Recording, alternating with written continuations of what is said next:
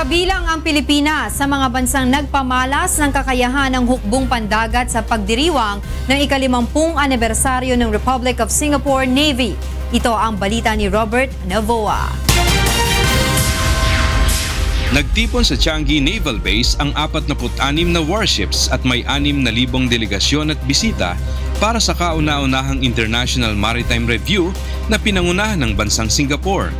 Kasabay ng pagdiriwang ay ginanap rin ang 11th International Maritime Defense Exhibition o IMDEX, ang pinakamalaking eksibisyon ng mga barkong pandigma sa Asia-Pasipiko. Ang BRP Gregorio del Pilar ang naging representasyon ng Pilipinas. Ito ang isa sa pangunahing ginagamit ng bansa sa disaster and relief at iba pang international cooperations. Ayon kay Vice Admiral Ronald Mercado, malaki ang maitutulong ng eksibisyon sa pagpapalakas ng kakayahang pandagat ng Pilipinas. Yung exhibition na pinapalabas yung mga bagong teknolohiya sa naval military technologies.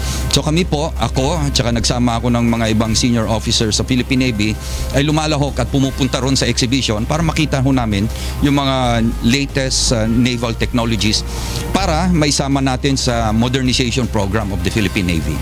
Samantala na pag-usapan ng mga naval leaders sa ika-5 International Maritime Defense Conference ang mga estratehiya at pagpapalakas ng magkakaisang pwersang pandagat sa pagharap sa mga banta sa seguridad at ligtas na paglalayag sa Asia-Pasipiko.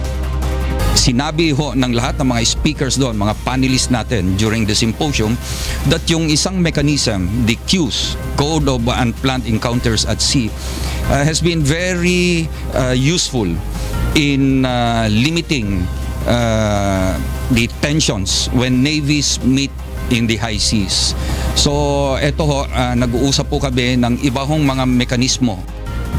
Ang pakikibahagi ng hukbong dagat ng Pilipinas sa kauna-unahang International Maritime Review sa Singapore ay nagbukas ng oportunidad para sa mas modernong inisyatibo na magiging kapaki-pakinabang sa bansa. Robert Navoa, UNTV News and Rescue, Singapore.